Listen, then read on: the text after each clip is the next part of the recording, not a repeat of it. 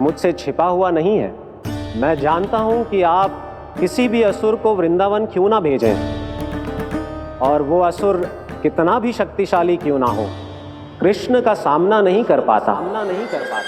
या तो पराजय स्वीकार करके आपके पास लौट आता है, या तो फिर वीर गति को प्राप्त हो जाता है।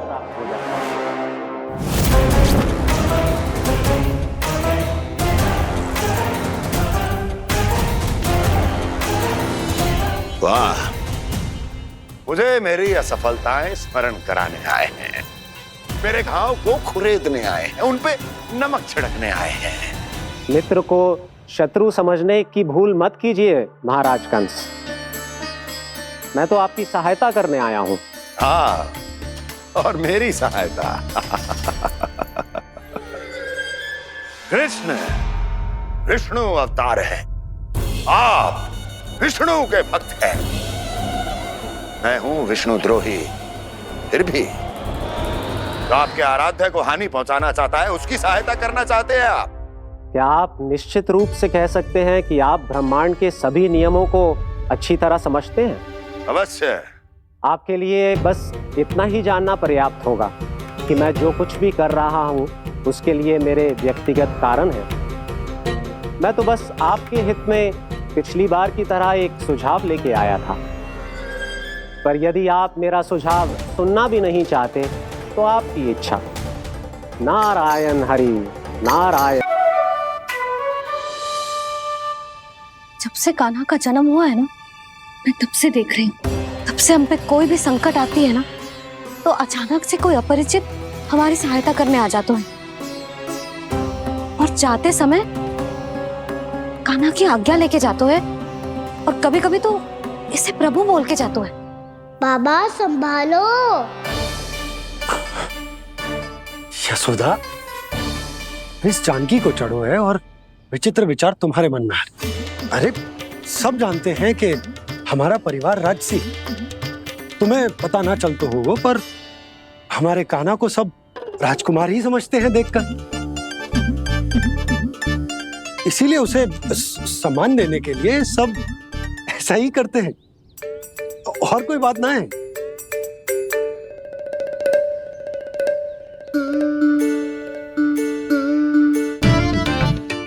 अब जे मेरे लल्ला को ऐसे क्यों घूर रहे हैं? बुरी दृष्टि लगाएंगे क्या? वैद्यराज जी, आपके सहायक तो गए, अब आप यहाँ क्यों? वो क्या है ना, मैं अपने रोगी का निरीक्षण करके पूरी तरह से संतुष्ट होकर ही जाता हूँ।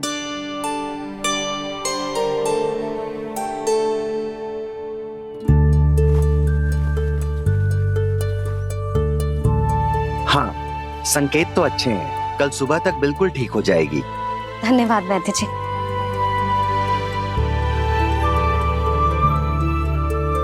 बस तो फिर हम कल पकड़न पकड़ाई खेलेंगे जानकी।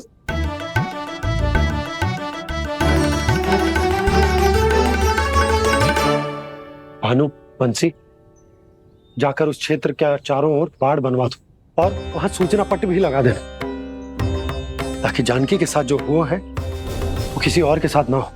शीघ्र जाओ। जी ठीक है।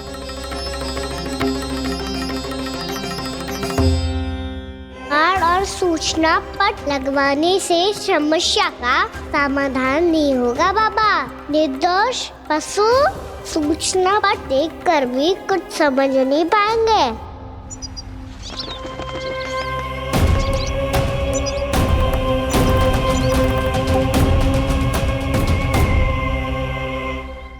तो तुम्हारे कहने का अर्थ यह है कि व्योमासुर मारा जा चुका है, और वो बालक अब भी जीवित है। हाँ महाराज, मैंने गोप बालकों को कहते सुना था कि कृष्ण ने छलिया को मोक्ष दे दिया है, पर वृंदावन सुरक्षित नहीं है महाराज। वो एक बहुत बड़ी समस्या से जूझ रहे हैं। कैसी समस्या? गांव के निकट क्षेत्र में किसी विषैले सर्प का निवास है। उसके विष का प्रभाव इतना भयानक है महाराज, जैसे विष ना हो, स्वयं हलाहल हो। मेरी कोई भी औषधि रोगी का उपचार नहीं कर पा रही थी। निकट के क्षेत्र में कहां? कहाँ है वो सर्प? गोप मानते हैं कि वो सर्प गांव के निकट यमुना नदी के जल में रहता है। मुझे तो लगता है महाराज, ये कालिया नाग की कथा कोई किंवदंती या लोक श्रुति नहीं, एक सच्चाई है, एक विशैली सच्चाई।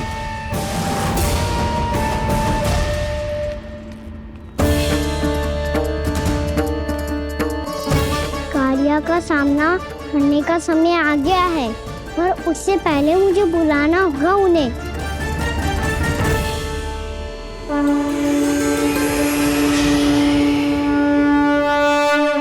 संसार के दारुण भय का नाश करने वाले, सभी कष्टों का हरण करने वाले, विश्व का समस्त ऐश्वर्य प्रदान करने वाले, कमल जैसे लोचन, मुख और चरणों वाले आजानुभुज श्री राम को मैं बार बार नमस्कार करता हूँ।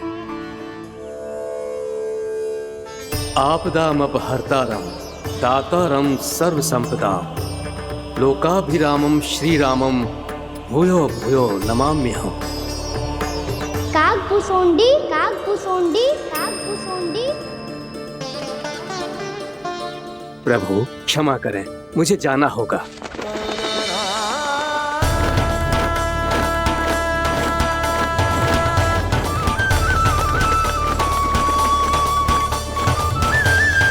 प्रणाम प्रभु। अनेक बार मैं आपके दर्शनों के लिए आया प्रभु। कभी नंद भवन के झरोखों से आपके दर्शन करके चला जाता था, तो कभी दूर किसी वृक्ष की आड़ से आपको निहार लिया करता था। आज आपने स्वयं मुझे बुलाकर धन्य कर दिया प्रभु।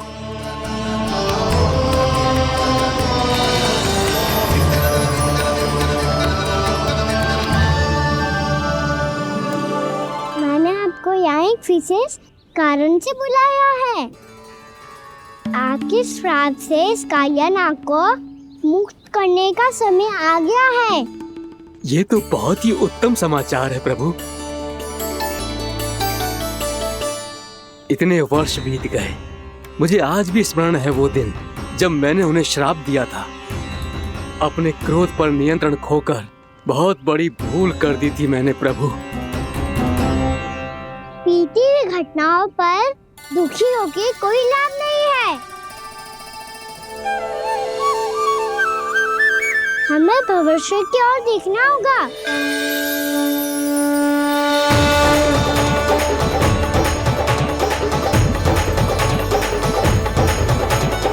आदेश कीजिए प्रभु, क्या आज्ञा है आपकी? जब मैं कालिया नाग का सामना करने जाऊं, तो आप यहीं रहेगा। आपको अपने आप पता चल जाएगा कि कब क्या करना है। और हाँ, लौटते जाते समय नारद मुनि से कहिएगा, वो आकर मुझसे भेंट करे। अवश्य प्रभु, प्रणाम। क्या इसने सच्ची में देवर्षि नारद को बुलाया है? नारायण नारायण। आपको संदेश भेजने की आवश्यकता नहीं थी। आप स्मरण करते और मैं चला आता। तुम्हारा कल्याण हो नारद।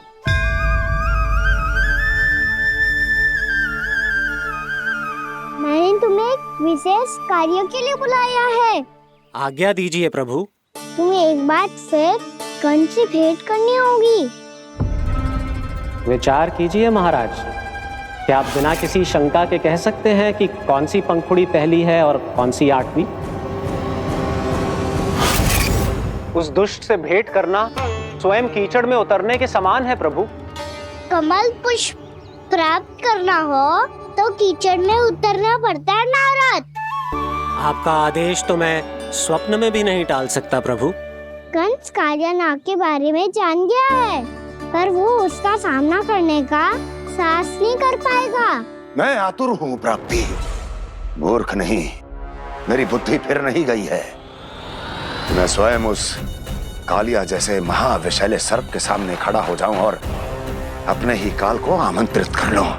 तो फिर अपने लाभ के लिए उसका प्रयोग करने का कोई और उपाय सोचिए स्वामी। कुछ ऐसा कीजिए कि यमुना नदी का पूरा जल विशैला हो जाए और वृंदावन वासी उसका उपयोग करे। और आपका काल कहलाने वाला वो बालक स्वयं काल के गाल में चला जाए। उत्तम उत्तम सुझाव है प्राप्ति। अब मुझे उस कालिया तक पहुंचने का मार्ग ढूंढना होगा, उसको विवश करने का कोई उपाय ढूंढना होगा, क्योंकि व्यक्तिगत रूप से उससे भेंट करना असंभव है, असंभव। आप सही कह रहे हैं प्रभु। कंस में उतना सामर्थ्य नहीं कि वो कालिया नाग का सामना स्वयं कर सके। वैसे तो कालिया गरुड़ देव का भी सम्मान नहीं करता, तो फिर वो कंस का सम्मान क्यों करेगा भला? नहीं करेगा, पर कंस तुम्हारा सम्मान अवश्य करेगा। नारद तुम्हारी बातें भी सुनेगा और मानेगा भी। ये मेरी योजना का बहुत ही महत्वपूर्ण भाग है। तुम कंस के पास जाओ और कहो कि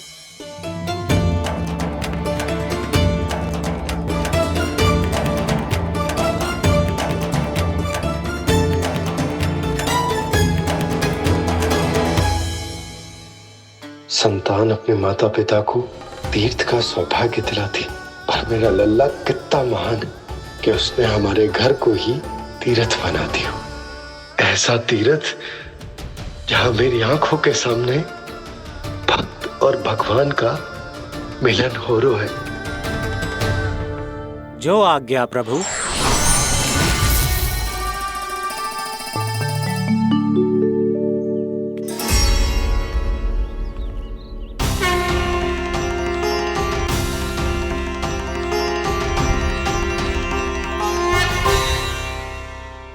बाबा कान्हा, ये सब क्या चल रहा है? पहले काग भुसुंडी जी और फिर जे नारद जी। क्या योजना बना रहे हो तुम? कान्हा बताना लल्ला, क्या सोच रहे तू? कान्हा देख, अगर तुझे अपने बाबा को ना बताना हो ना, अपने भक्त को बता दे। क्या सोच रहे हो लल्ला? क्या करने वाले हो आप?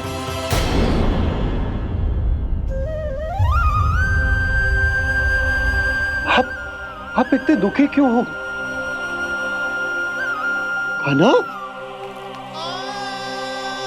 कान्हा क्या होगा? क्योंकि मुझे आभास हो गया है बाबा, समय आने वाला है। कौन सा समय आने वाला है लल्ला? शीघ्र ही सब कुछ बदलने वाला है। भैया को मेरा सत्य पता चल जाएगा बाबा।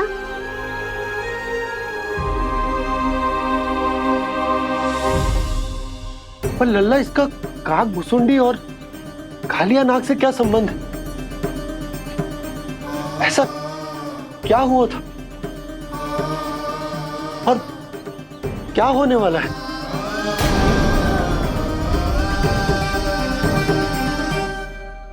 जो होने वाला है बाबा, उसका संबंध उससे है जो सैकड़ों वर्ष पहले हुआ था। महर्षि भृगु के एक वंशज थे वेद शिरा मुनि, जो विंध्याचल की पहाड़ियों में साधना कर रहे थे। तभी वहाँ अश्वशिरा नाम के एक दूसरे मुनि आमंत्रण के बिना ही आ गए। कितना सुंदर और शांतिपूर्ण आश्रम है। यहाँ प्रभु की साधना करने में बहुत आनंद आएगा। शीघ्र ही अश्वशिरा मुनि उपस्थिति के कारण होने वाले व्यवधान से बाध्य होकर वेद शिरा मुनि ने अपनी आंखें खोली। कौन हो तुम और यहाँ क्या कर रहे हो? आपके आश्रम में बहुत शांति है मुनिवर। साधना करने के लिए बहुत ही उत्तम स्थान है ये। मैं चाहता हूँ कि मैं भी यहाँ। आप यहाँ साधना करना चाहते हैं, लेकिन इतना भी नहीं जानते कि किसी के आश्रम में प्रवेश करने से पहले उसकी आज्ञा लेनी चाहिए। आप ये भी नहीं जानते कि यदि कोई यज्ञ कर रहा हो तो बिना अनुमति के वहाँ प्रवेश करने से उसकी यज्ञ साधना भंग हो सकती है। आप क्या साधना करेंगे मुनि? आप तो साधना के योग्य ही नहीं हैं। इतना अपमान एक मुनि के मुख से इतने कड़वे शब्द शोभा नहीं देते। मैं तुम्हें श्राप देता हूँ, जितनी विषैली तुम्हारी जिह्वा है उतने ही विषैले सर्प बन जाओ तुम। और ऐसा सर्प जो सांस भी ले तो निकट का वातावरण दूषित हो जाए। तुम्हारे इस दुस्साहस के लिए मैं तुम्हें श्राप देता हूँ कि तुम अभी इसी क्षण कौवा बन जाओ, और ऐसा कौवा जो कांव कांव करके अनर्गल प्रलाप करता रहे।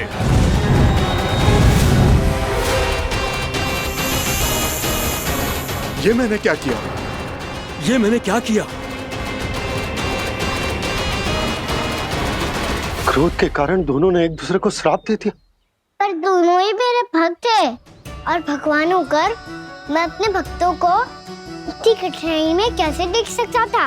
इसीलिए जिस संकट में उन दोनों ने अपने आप को फंसा लिया था, उसका समाधान करने में मैं उनके पास गया।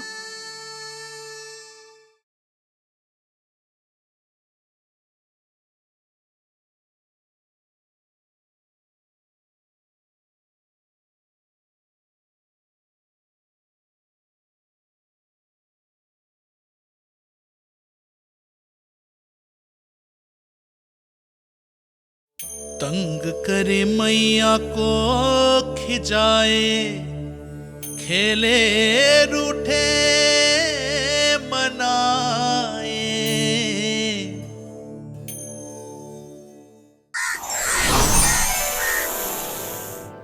देखिए ना प्रभु, ये क्या हो गया हमसे।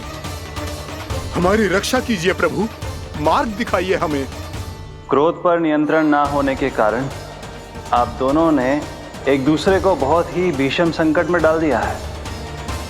अब दोनों ही तपस्वी, तप के बल से दिए गए आपके श्राप को लौटाना भी संभव नहीं है। प्रभु कोई तो उपाय होगा, हम आपके शरण में हैं प्रभु। अपराध तो हमसे हुआ है प्रभु, पर अब आपसे ही आशा है। कुछ ऐसा कीजिए भक्त वत्सल, जिससे हम दोनों के श्राप का प्रभाव कुछ कम हो जाए। आप दोनों ही मेरे भक्त हैं, इसलिए आपकी पीड़ा का निवारण करने का एक उपाय है मेरे पास। वेद शिरोमणि, जब आप कालिया नाग बनेंगे तो आपको मेरे चरणों को अपने शीश पर धारण करने का सौभाग्य मिलेगा। और अश्र शिरोमणि, आप काग योनि होने के बाद भी आप श्रेष्ठतम ज्ञान और सर्वाधिक यौगिक सिद्धियों के स्वामी होंगे और प्रवचन दिया करेंगे। इसके बाद अश्वशिरा मुनि काक भुसुंडी बन गए, जिन्होंने आगे चलकर सेम गरुड़ देव को रामायण सुनाई। और मुनि वेदशिरा महर्षि कश्यप और देवी कत्रियों के पुत्र कालिया नाग बनकर जल में। और अब वही कालिया नाग जमुना जी में, जिनके कारण जानकी के प्राण लगभग चले ही गए थे। अब कालिया नाग को उचित स्थान पर भेजने का समय आ गया है बाबा। पर ये तो अच्छी बात है कान्हा, वेदशिरा मुनि को दिया हुआ तुम्हारा वचन भी पूरा हो जाएगा, जमुना जी की शुद्धि भी हो जाएगी। इस सब के बाद भी तुम दुखी क्यों हो? क्योंकि इसके बाद मैया के सामने मेरा रहस्य खुल जाएगा बाबा। उन्हें पता चल जाएगा कि उनका बालक कोई साधारण बालक ना है। भविष्य में जो होने वाला है उसे सबके सामने घटने से रोकना मेरे लिए भी संभव ना होगा। मैया को सब पता चल जाएगा। क्या पता चल जाएगा रे मुझे?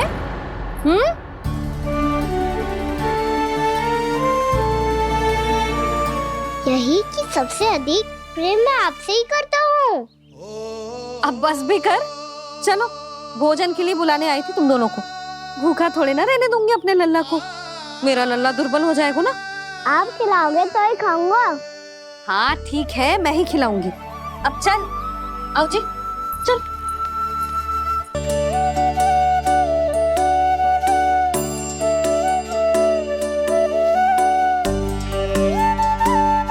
मैया खेलो ना मेरे साथ। मैया सुनो ना, मेरी बात ना मानोगी? अभी बहुत कार्य पड़े लल्ला, देख जानकी को औषधि भी देने जानो है ना। औषधि मैं दे दूंगा।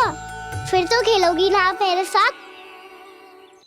पिछले कुछ दिनों से अपनी मैया का अधिक से अधिक प्रेम पाने का प्रयास करो है कान्हा। इसका तो एक ही अर्थ हो सकता कि कछु बहुत बड़ो होने वालों है। कान्हा रुक जा लल्ला। कान्हा क्यों तंग कर रहा है? मैया को पहन लेना। कान्हा, कान्हा, ये क्या करो तूने?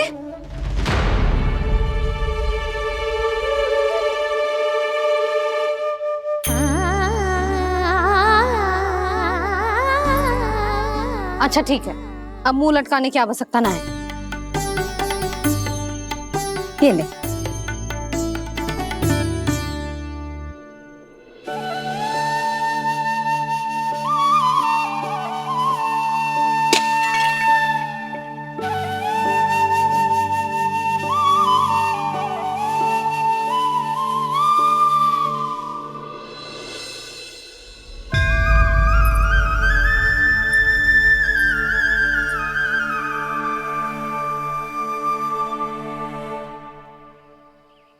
तंग करे मैया को खिजाए, खेले रूठे मनाए,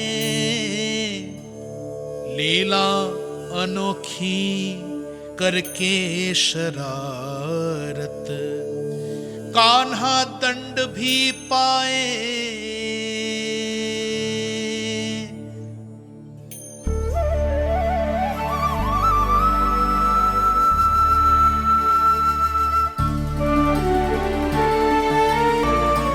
रूठना मनाना, खेलना खिलाना, पहले शरारत करके क्रोध दिलाना और फिर क्षमा मांग लेना, ये सब जानबूझकर कर रहे है कान्हा। जैसे जीवन भर के लिए अपनी मैया की ममता को अपने हृदय में समेट कर रखना चाहते हो। कैसे कैसे करूं उस कालिया से मित्रता? कैसे करूं उसका उपयोग?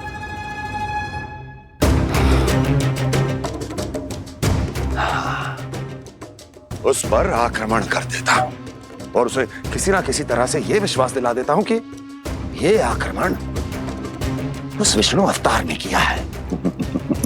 फिर वो क्रोध में आकर सारे वृंदावन वासियों को अपने विष से समाप्त कर देगा।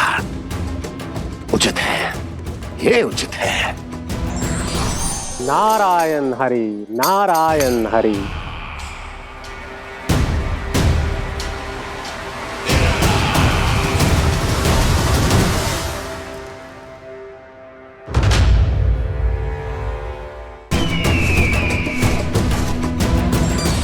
नारायण हरि, नारायण हरि।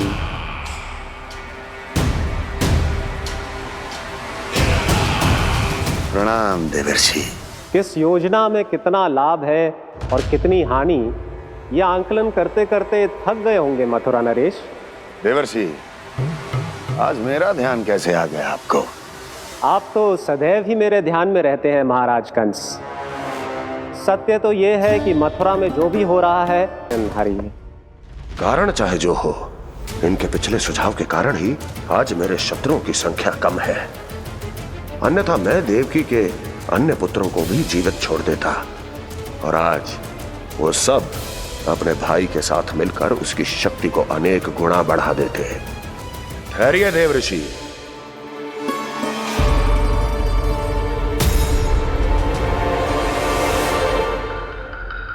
बताइए, क्या सुझाव है आपके पास? मेरे सुझाव का नाम है कालिया नाग।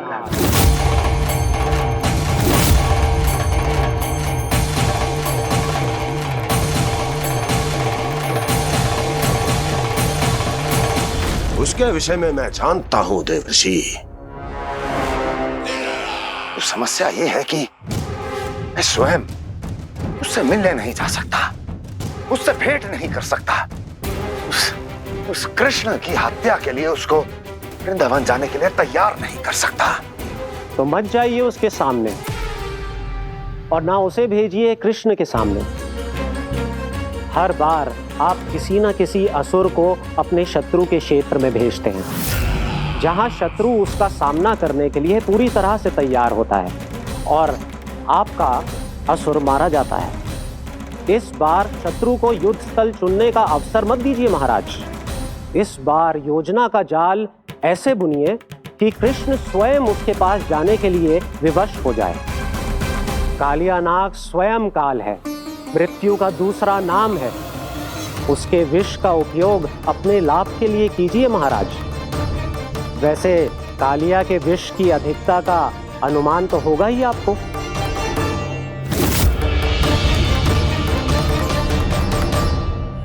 एक बार जो उसके क्षेत्र में पहुंच गया, फिर उसके विष से बचना असंभव है। उचित सुझाव है देवर्षि, उचित सुझाव है। देवर्षि, उस छलिया विष्णु की भक्ति करते करते आप भी उसके रंग ढंग सीख गए हैं। उचित है, उचित है।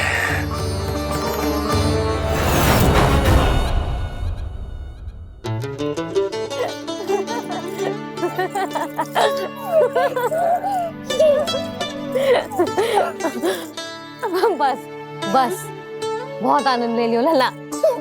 बस अब दूध पी ले। ठहर ठहर, गर्म है।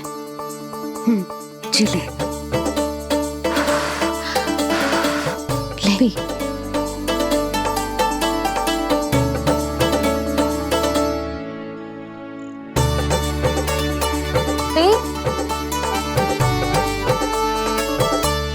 मैं ना होती तो ना जाने क्या होता तेरा। अपने आप दूध भी ना पी सकते है, भावला कहीं का। आपकी इस प्रेम के लिए तो मैं धरती पे आया हूँ मैया। मैं भी यही सोच रहा हूँ यशोदा कि तुम ना होती तो मेरा क्या होता। इसी बात पे थोड़ा दूध और कजू खाने को दे दो। अरे मैं तो भूल ही गई। तनिक ठहर जाओ जी, दूध पी लेना तो आपके लिए भी कछु ले आती हूँ।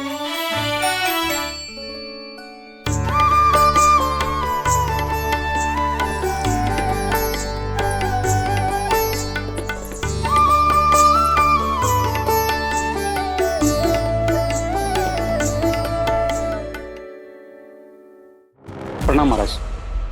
आपकी आज्ञा के अनुसार बिल्कुल वैसा ही पत्र तैयार किया है जैसा आप चाहते थे।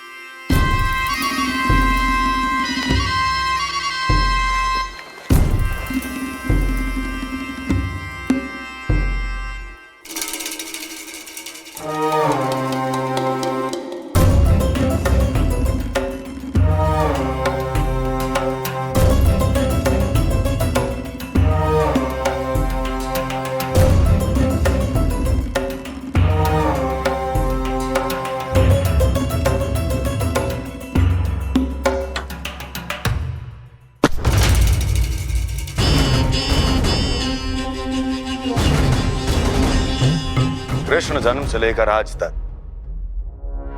ये मेरी सबसे महत्वपूर्ण योजना है। इसका सफल होना निश्चित है दूत, किंतु केवल वही करना जैसा मैंने कहा है। जाओ।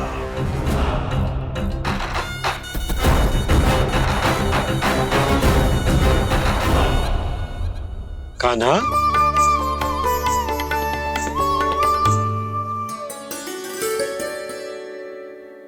क्या होगा?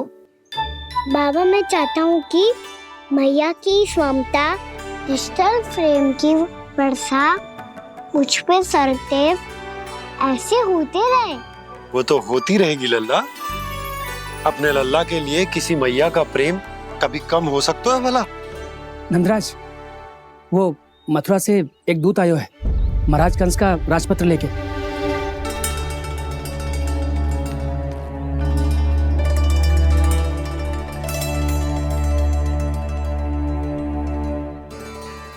कान्हा अब क्या करने वाला है? तेरे बाबा कहाँ गए? हाँ? कंस मामा का खेल आरंभ हो गया है, पर मैया वो सब सुनेगी तो व्यर्थी चिंतित हो जाएगी। बस थोड़ा बाहर गया मैया, कछु खा लिए से। बाहर इस समय? मैया क्या होगा?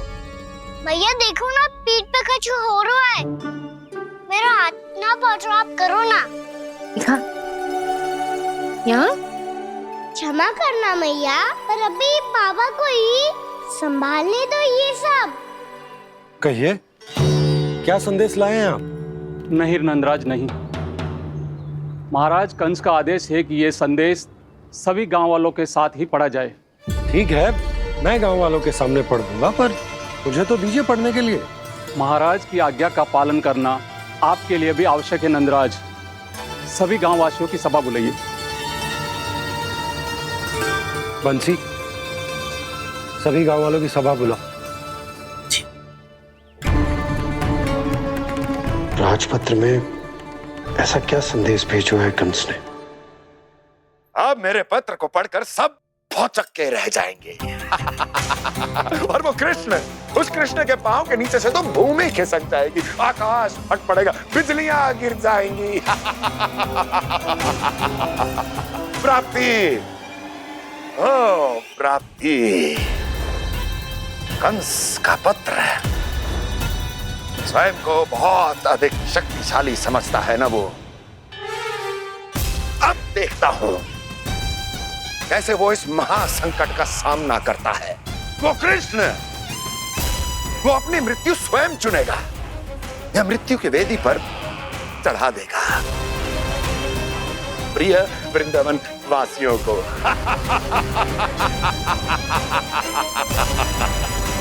अब आएगा आनंद प्राप्ति, अब आएगा आनंद। सबको इकट्ठा करवा के ही पढ़वाएगो। अवश्य ही कोई विशेष संदेश दिया होगा कंस ने। मैं भी यही सोच रही हूँ सुलक्षणा जीजी, कछु ना कछु तो विशेष है, पर जे हो क्या सकता है? हाँ, बात तो सही है। ऐसा कहाँ हो सकता है? सभी गांव वासियों के सामने पढ़ा जाए, कछु तो विशेष अवश्य लग रहा है। बाहर तक कोलाहल क्यों हो रहा है? मैया, मैया, अब क्या होगा? मैया देखो ना, सर पे कछु हो रहा है। लल्ला, नारायण ने तुझे हाथ दिए हैं ना? पीठ की बात अन्य थी। अपने सिर की सेवा स्वयं कर। सर पे तो हाथ पहुंच रहा है ना?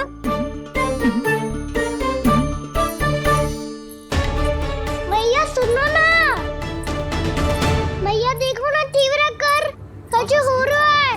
मैया देखो ना, तीव्र कछु हो रहा है।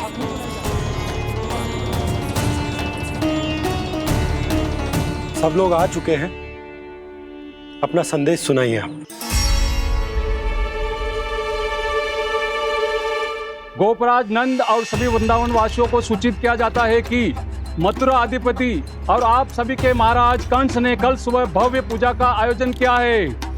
इसके लिए राज्य को वृंदावन के क्षेत्र के निकट यमुना नदी के मध्य में खिलने वाले 1 कोटि कमल के पुष्पों की आवश्यकता है। इसीलिए आप सभी को यह आदेश दिया जाता है कि ये सभी कमल के पुष्प प्रथम पहर से पहले राजसभा में पहुंचा दिए जाए। इतने सारे वो भी प्रथम पहर से पहले कैसे हो सकते हैं? यदि आप ऐसा करने में असफल रहे तो इसे राज आज्ञा का उल्लंघन माना जाएगा और राजद्रोह के आरोप में आप सभी को कड़े से कड़ा दंड दिया जाएगा। स्मरण रहे, यदि कल की पूजा में इन 1 कोटि कमल के पुष्पों का ना पहुंचने के कारण कोई व्यवधान आया तो समस्त वृंदावन वासियों को दोषी माना जाएगा और पूरे गांव को निवासियों सहित धूल में मिला दिया जाएगा। कल प्रथम पहर तक का ही समय है आप सबके पास।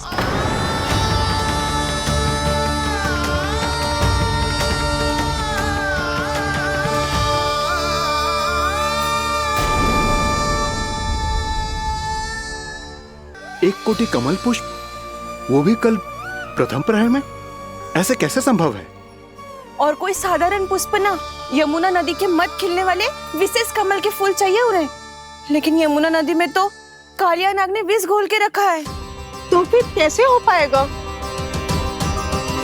यह संभव है। हमारी मृत्यु का संदेश भेजा राजा कंस ने। सदैव की भांति इस समस्या पर भी गांव के बड़े ही विचार करेंगे। बालकों का यहाँ होना उचित ना है।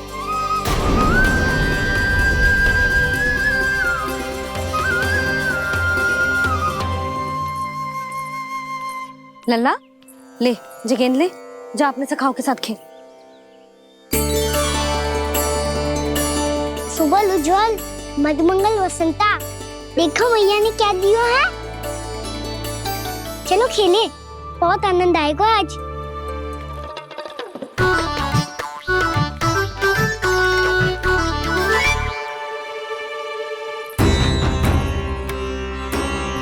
भानु, बंसी, जाओ और शीघ्र ही वो घेरे का कार्य समाप्त करो।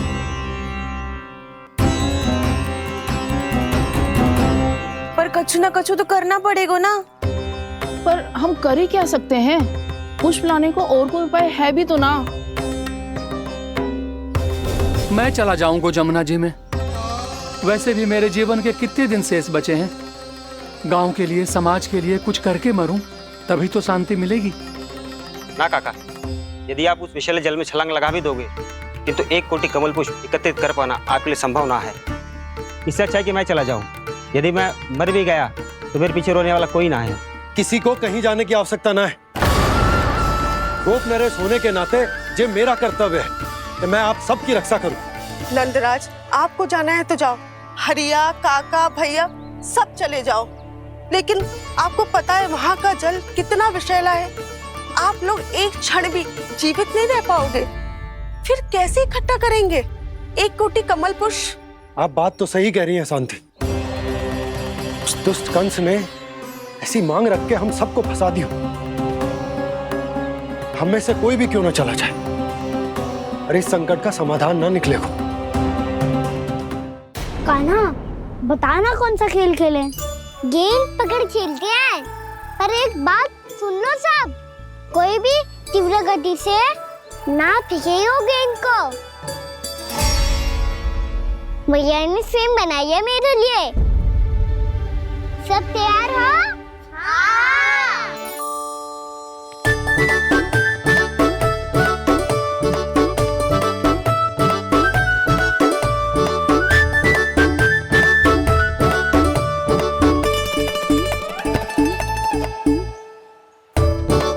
मुझे दो, मुझे दो।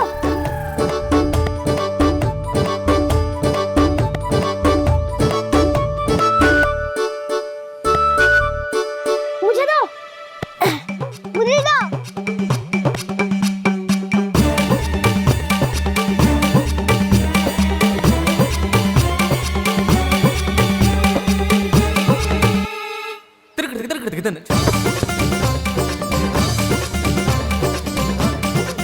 कान्हा, इतनी धीरे से फेंकेगो तो कैसे आनंद आएगो?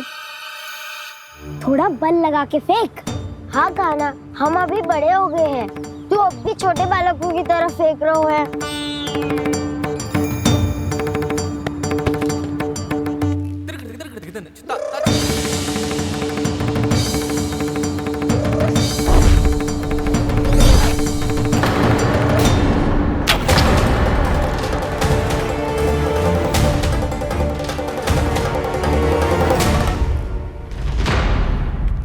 दीदी जी क्या करो कान्हा? गेंद तो डूब गई।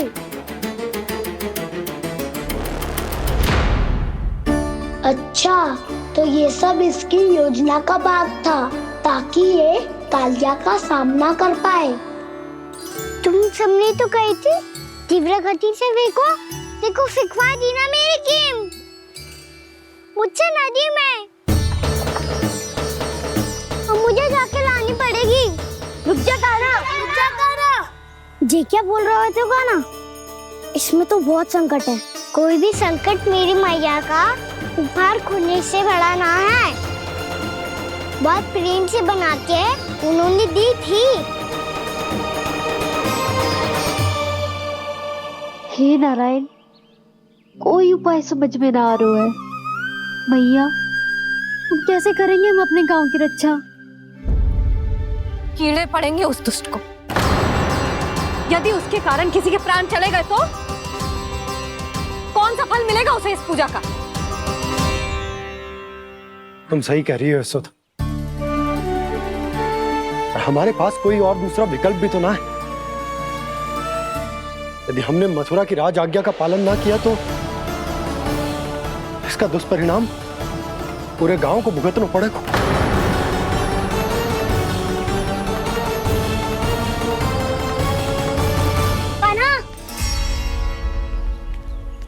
हमें पता है कि तू भगवान है, दिव्य है, बहुत शक्ति है तुझ में,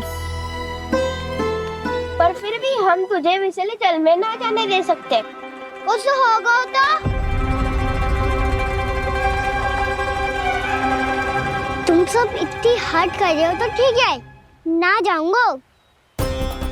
गेंद कहाँ गिरी है, कितनी दूर गई है, ये तो देख लूं, ताकि उसे बाहर निकालने का कोई उपाय ढूंढ पाऊं।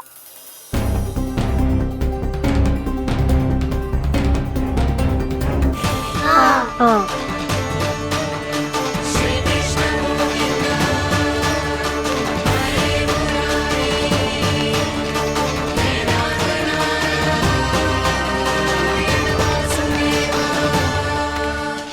कान्हा की ये लीला तो समझ ही नहीं आ रही। पहले इसने देवश्री नारद को मथुरा जाकर कंस को भड़काने के लिए कहा, फिर स्वयं ही दुखी भी हो गया कि अब इसका रहस्य सबके सामने खुल जाएगा। और अभी स्वयं ही तो इसने कहा था कि गेंद बहुत महत्वपूर्ण है, फिर स्वयं ही उसे नदी के विषैले जल में फेंक दिया।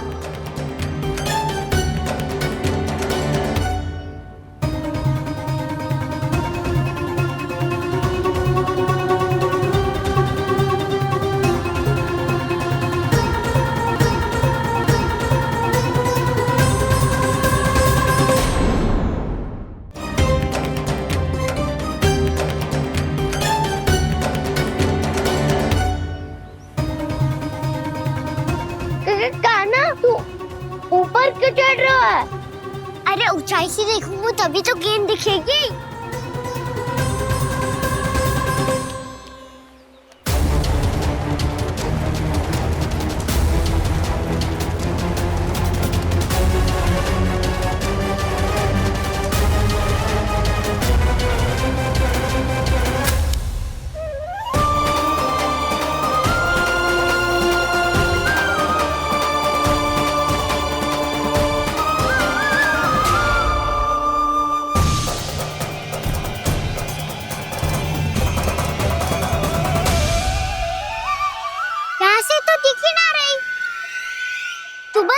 से फेंकी थी ना?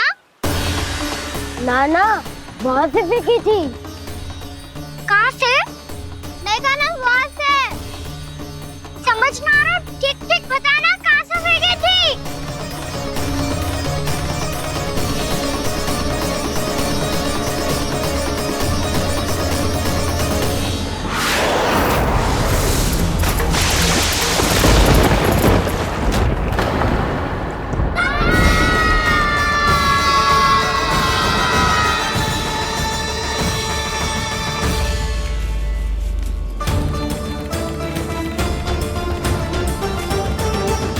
कालिया नाग के क्षेत्र में जाकर कोई भी जीवित वापस ना लौट सको।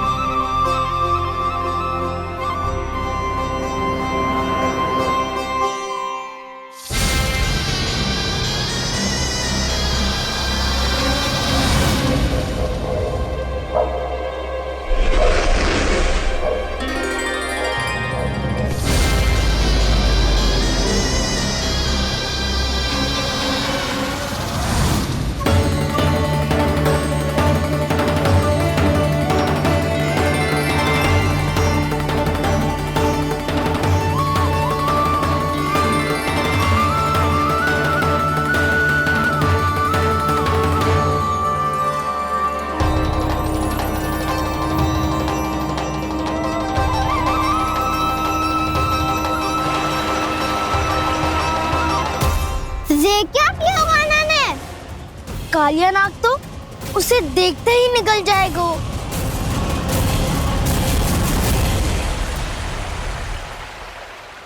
तो आरंभ से अब तक सब कुछ उसकी लीला का ही भाग था।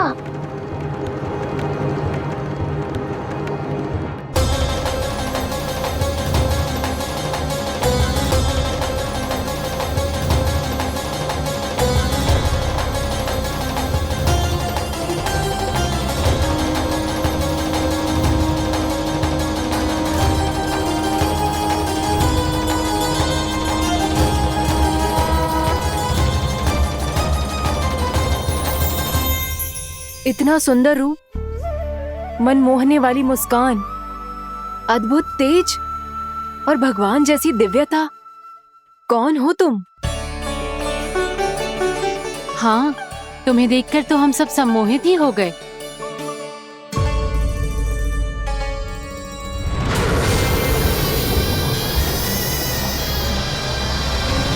तुम जो भी हो बालक, वापस लौट जाओ।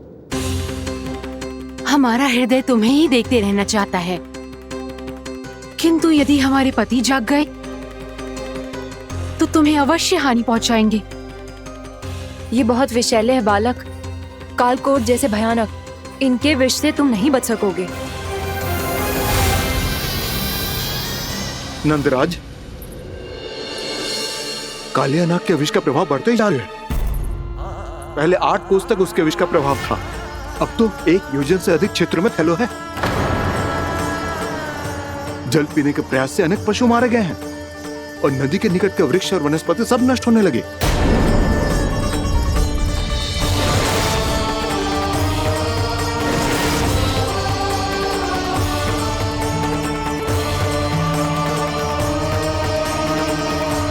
इनके विष की तीव्रता इतनी अधिक है बालक कि इनके संपर्क में आने वाले को तड़पने का भी अवसर नहीं मिलता। इनके विष की अग्नि क्षण भर से भी कम समय में प्राणवायु को जलाकर राख कर देती है।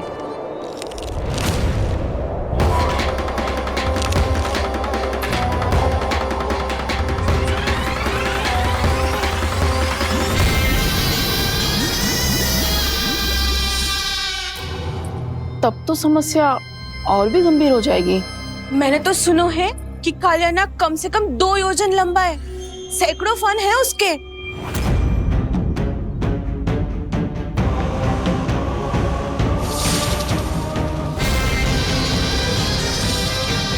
इसका अर्थ तो ये है कि हम दोनों ओर से फंस गए। एक और कंस को 1 कोटि कमल पुष्प देने जो कि कालिया नाग के क्षेत्र में पड़ते हैं, और दूसरी ओर उस कालिया नाग का विष यमुना जी के क्षेत्र में बढ़ता ही जा रहा। इसके कारण हम ही नहीं, निर्दोष पशु पक्षी भी संकट में। इन दोनों समस्याओं का एक ही समाधान है, उस कालिया नाग का सामना करना। और ये ना समझ आ रहा कि हम ये करेंगे कैसे, क्योंकि ये बात साधारण मनुष्य के बस की ना है। हमारे लिए ये असंभव है।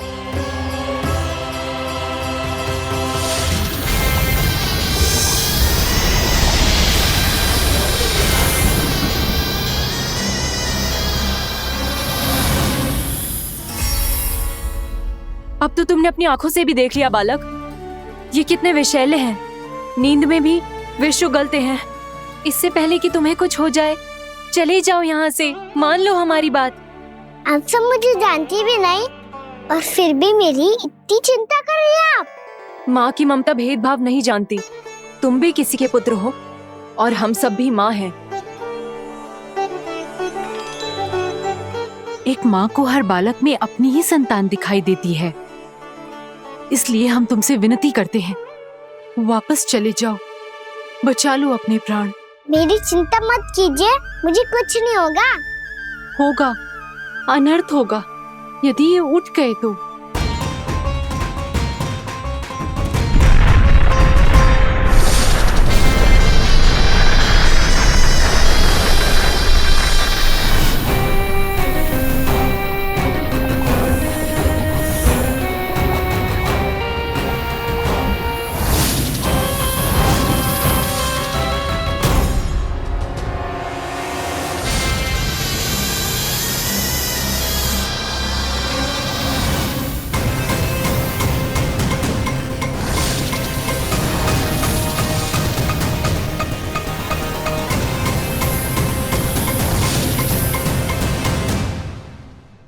सामने होते हुए भी अपने इश्क को केवल वही देख सकता है जो अपना अभिमान त्याग चुका हो। पर पूर्व जन्म में मेरा भक्त होने के नाते मेरा सत्य स्वरूप देख पाने में मुझे इसकी सहायता करनी चाहिए।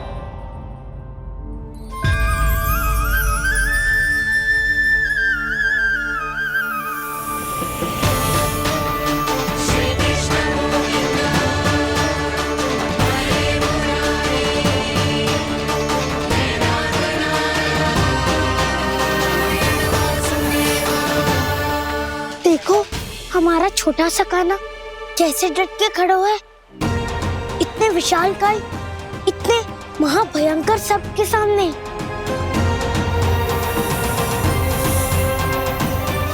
ये कोई भगवान नहीं है जो इसके सामने हाथ जोड़ रही हो तुम सब।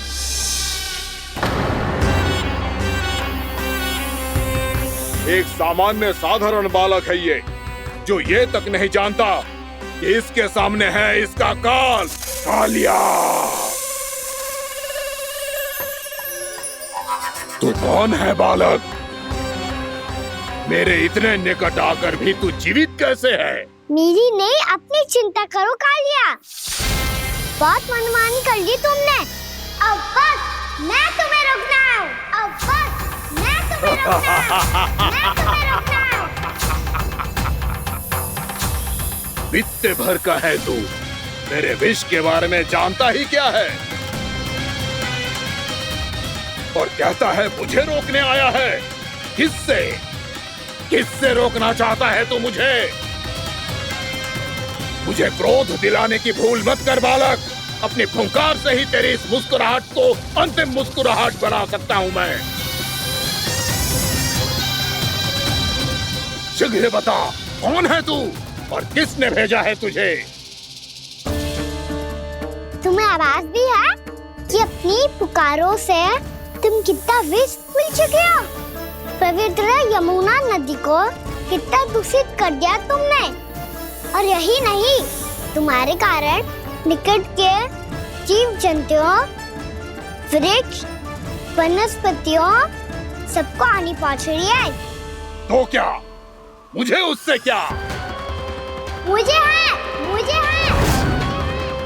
आपत्ति है मुझे तुम्हारे इस व्यवहार से, और इसीलिए तुम्हें यहाँ से जाना होगा।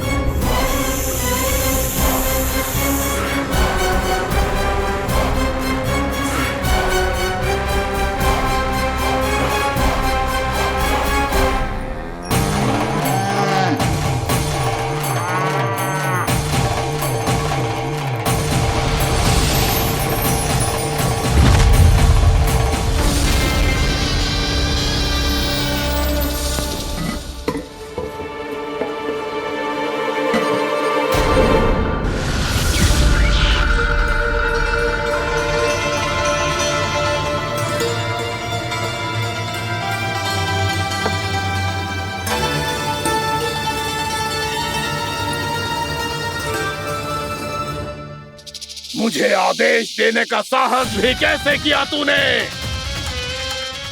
इस क्षेत्र को मैंने अपना राज्य बनाया है, मेरा परिवार रहता है यहाँ, और तू मुझे यहाँ से जाने के लिए कह रहा है? हाँ, क्योंकि तुम्हारे यहाँ रहने के कारण अन्य जीवों को हानि हो रही है, और मैं ऐसा नहीं होने दे सकता। मैं तो बस वही कर रहा हूँ जो एक सर्प का स्वभाव है। विष फैलाना स्वाभाविक है मेरे लिए, इसलिए मुझे चुनौती मत दे बालक। चुनौती तो मैं दे चुका हूँ कालिया। अब तो बस तुम्हें स्वीकार करनी है।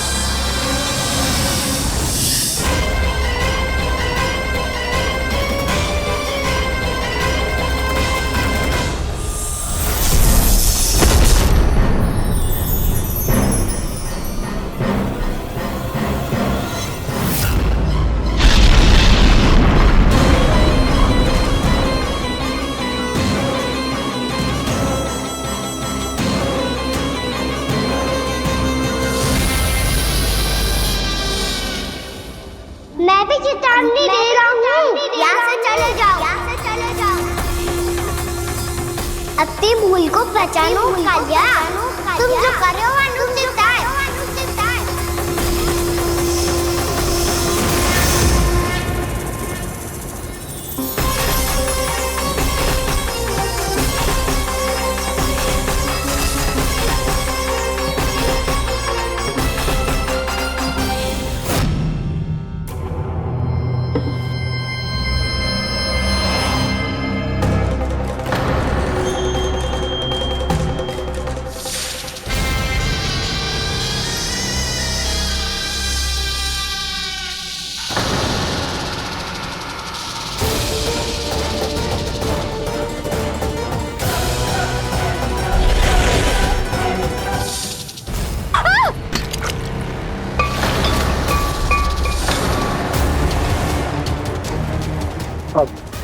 मैं आता हूँ। क्या हो गया सुधा? मुझे आवाज हो रहा है जी, कछु ना कछु गड़बड़ है।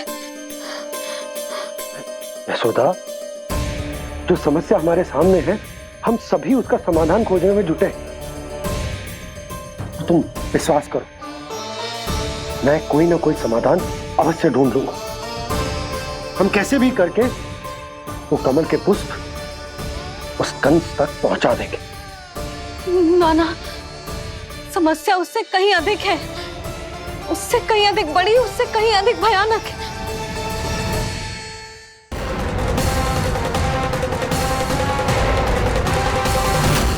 इसकी ये बूंद से ही सबके प्राण चले जाते हैं। इसने तो विष की धारियां फेंकी है खाना पे। कान्हा कैसे बच्चे को अधिक विष से? इसका विष तो क्या, ये सर स्वयं भी छू तक नहीं पाएगा हमारे कान्हा को।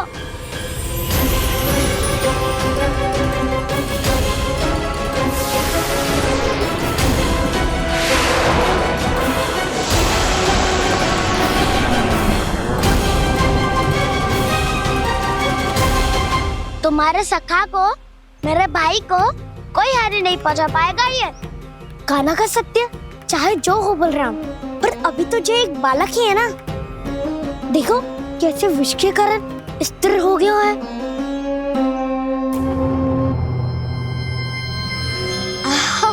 हाउ सर्फ ने कितनी आसानी से अपनी पूंछ से बांध लिया है।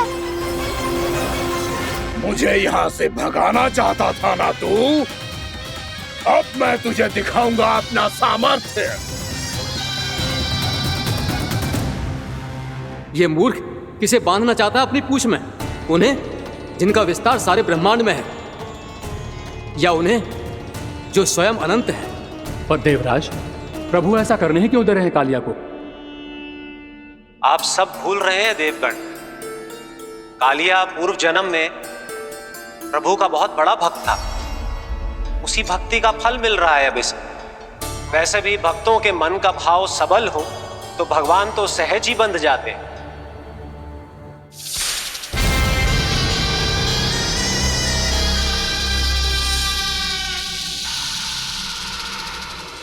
बलराम, तुमने ही तो कही थी कान्हा को कछु ना होगो।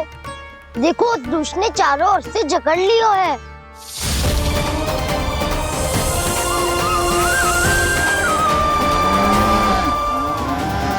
ये क्या कह रही हो तुम? सुधा जी, क्या हुआ? घबरा क्यों रही हो आप? सुलक्षणा, मुझे आभास हो रहा है कुछ बहुत बड़ी अनहोनी हो गई है। नंदराज, नंदराज, नंदराज!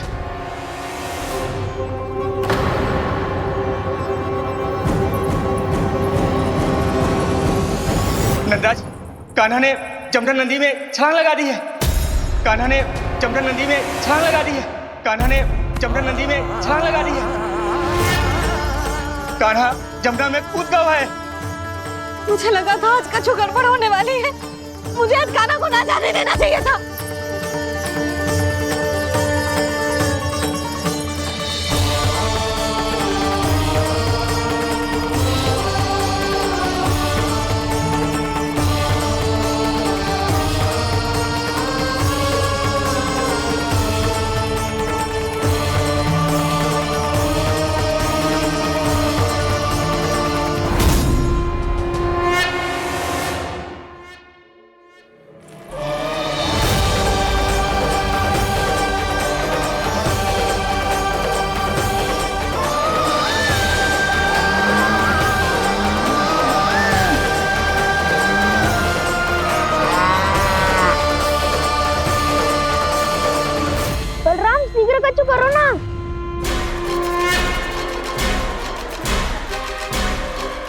कुछ भी करो पर कान्हा को बचाओ। नाग बहुत भयंकर है, कान्हा अकेले ना संभाल पाएगा इसे।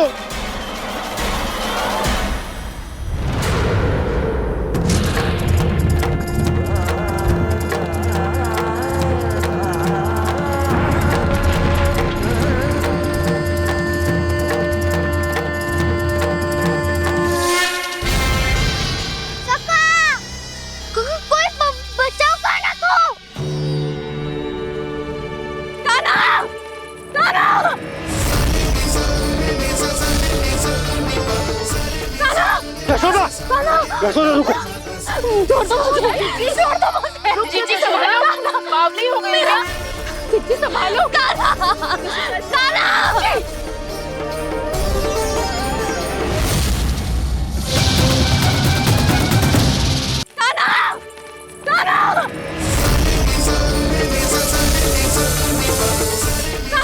यशोदा, यशोदा रुको। छोड़ दो मुझे, प्लीज छोड़ दो मुझे। जीजी संभालो, बावली हो गई क्या? जीजी संभालो।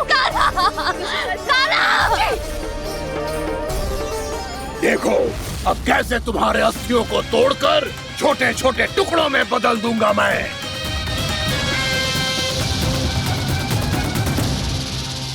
सुदाची, आप जाओगी तो आप भी फंस जाओगी। अपने लल्ला के लिए मैं किसी भी संकट का सामना करने के लिए तैयार हूँ। छोड़ो ना यशोदा, हमें कोई और उपाय खोजना पड़ेगा। कोई और उपाय? आप देख ना रही मेरा कान्हा किस दशा में है। कान्हा मैया के वश में नहीं है, नहीं तो ये अपने लल्ला के लिए साक्षात काल का भी सामना कर ले। ये तो केवल कालिया नाग है। हे नागराज, आप मेरे प्राण ले लो पर कान्हा को छोड़ दो। ना नागराज, आप मेरे प्राण ले लो, मैं विरोध भी ना करूंगी। ना नागराज, आप मुझे मार दो पर मेरे कान्हा को छोड़ दो। ना ना ना ना नागराज, मेरे प्राण ले लो, हमारे कान्हा से क्या शत्रुता है आपकी? प्रभु के लिए जो प्रेम यशोदा मैया के हृदय में है, वही इन सभी गोपियों के हृदय में भी है।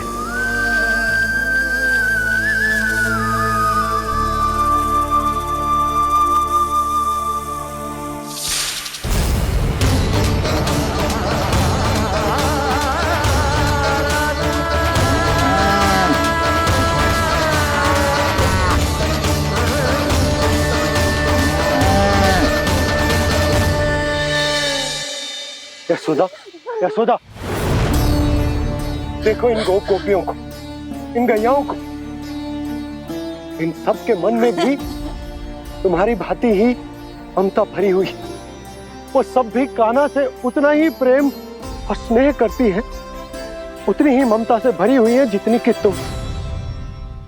तो तुम ही सोचो, जिसके साथ इतनी ममता और इतना स्नेह, इतना प्रेम, उसका कोई क्या कर सकता है? उस काले नाग का वेश इस सब आशीर्वादों के सामने कछु न है। कछु करो जी। उसे बोलो वो मेरे प्राण ले ले, मेरे कान्हा को छोड़ दे। यशोदा,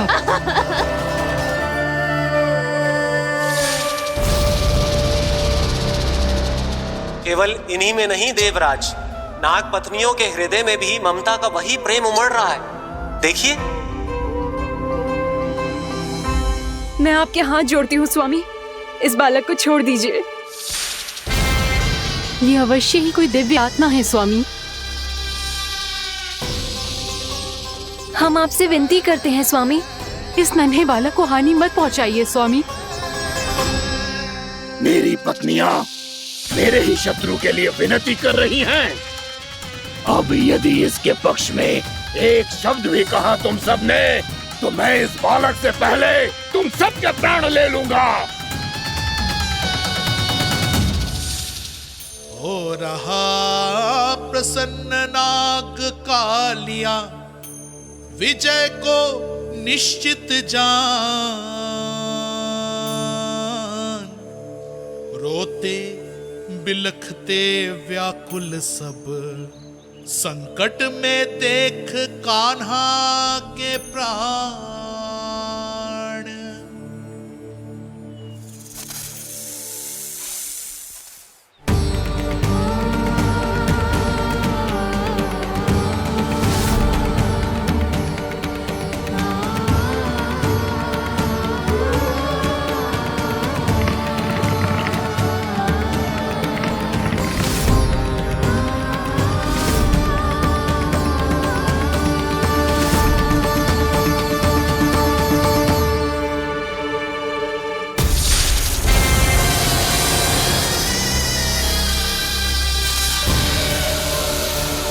कुछ करो जी, मेरे लल्ला को बचा लो, कोई तो कुछ करो। जीजी संभालो जीजी ना। यशोदा, यशोदा तुम शांत हो जाओ, मैं कान्हा को वापस लेकर आऊंगा, मैं रक्षा करूंगा उसकी। ना नंदराज, नंदराज नहीं, कम से कम आप तो समझो नंदराज, कालिया के पास आप जाओगे तो आप भी फंस जाओगे।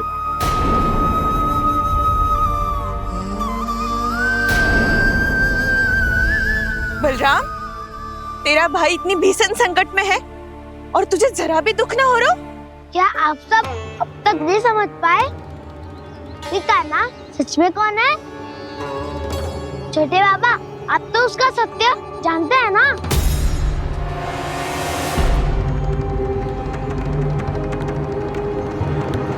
मानता हूँ कि आप सब कान्हा के रहस्य के बारे में नहीं जानते, पर क्या उसके जन्म से आज तक घटी एक से बढ़कर एक विचित्र घटनाओं को भी भूल गए हैं आप सब? भूल गए हैं कि कैसी पूतना जैसी राक्षसी उसका कुछ बिगाड़ नहीं पाई, कैसे तरनावती जैसा भयानक राक्षस उसे एक खरोच भी नहीं दे पाया था।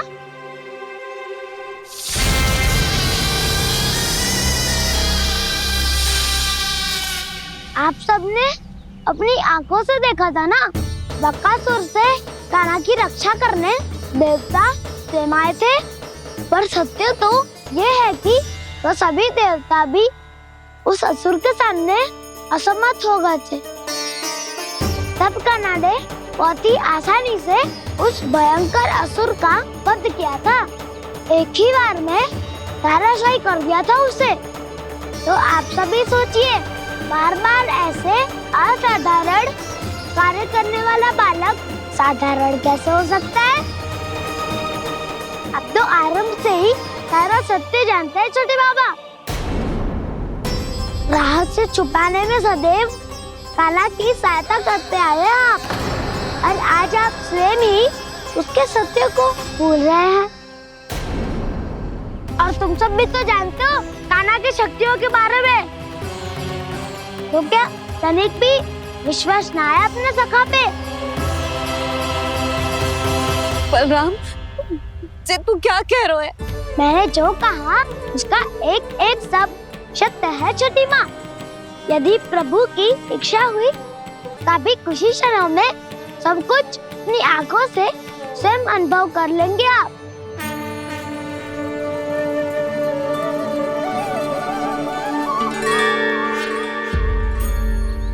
शांताकारं भुजगशयनं पद्मनाभं सुरेशं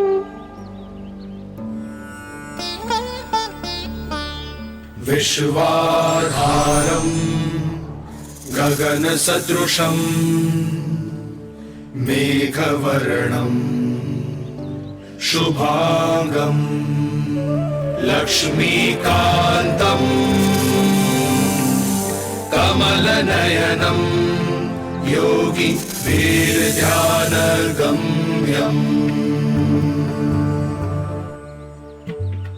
वन्दे विष्णुं भवभयहरं सर्वलोकैकनाथम्।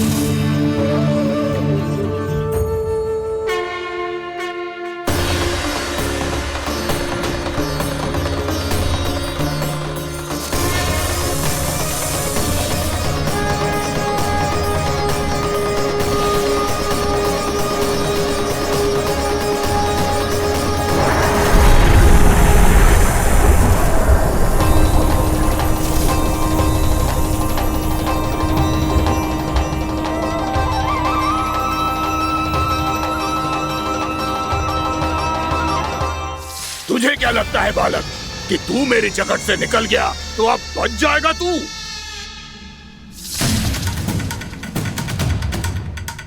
मेरे विष से अपनी प्राण रक्षा करने में सफल रहा, मेरी जकड़ से भी छूट गया, पर मेरे दंश से नहीं बच पाएगा।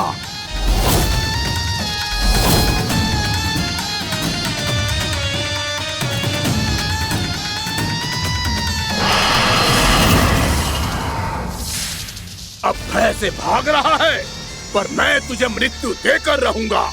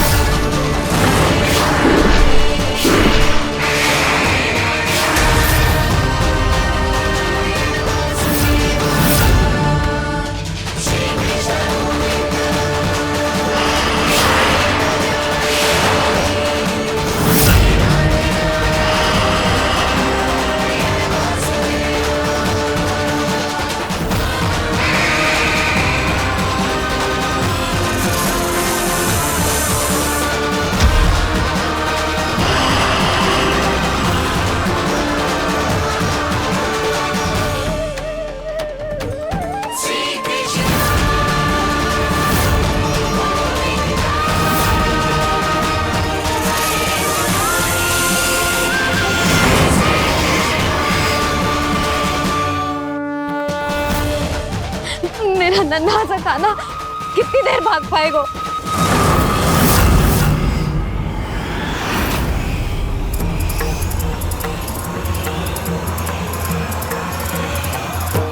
और कितनी प्रतीक्षा करोगे मेरी भक्त कालिया? भक्त नहीं, काल हूं मैं तेरा। जब अहंकार का मुकुट बुद्धि को ढक लेता है तो भक्त अपने भगवान को भी नहीं पहचान पाता। व्यर्थ की पहेली में मत उलझा बालक, ना मैं भक्त हूँ और ना तू भगवान।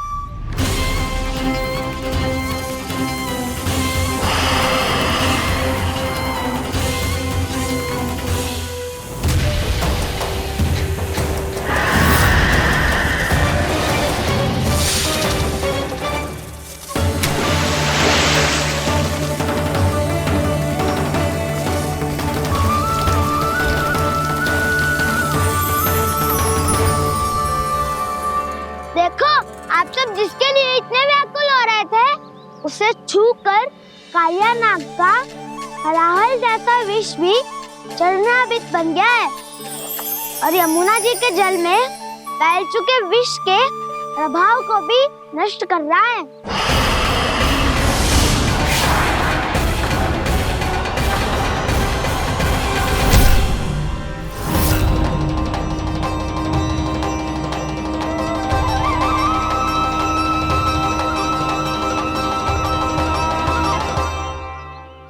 धर्म रक्षक, अधर्म विनाशक प्रभु श्री कृष्ण का कौशल सचमुच अद्वितीय है।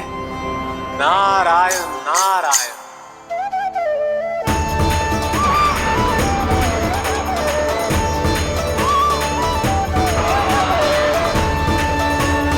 मेरा भार तुम्हारे भीतर के अहंकार का प्रतीक है कालिया। अब तुम्हारा अहंकार, तुम्हारा अनपान मेरे पाँव के नीचे है और तुम्हारी पूंछ अर्थात तुम्हारे प्राण मेरे हाथ में। अब तुम क्या करोगे भक्त?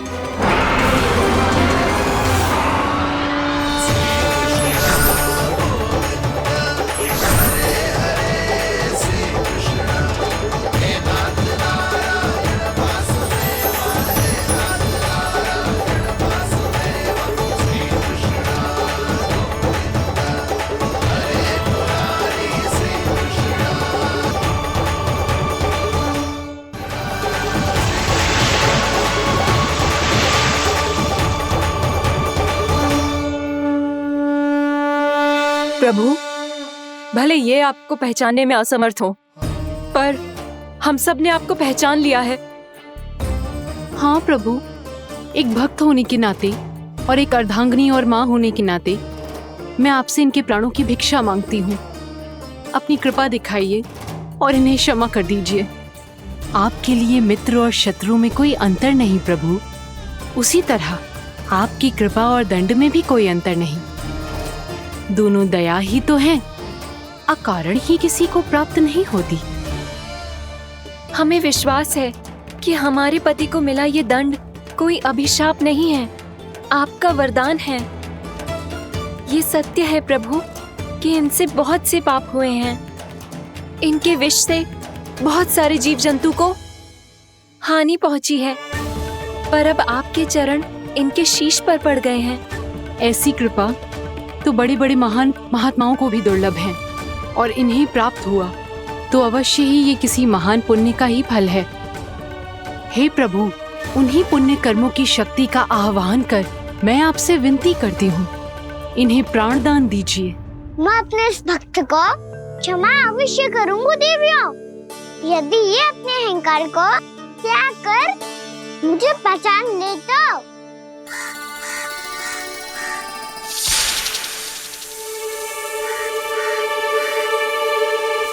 मैं तुम्हें श्राप देता हूँ, जितनी विषैली तुम्हारी जिह्वा है उतने ही विषैले सर्प बन जाओ तुम।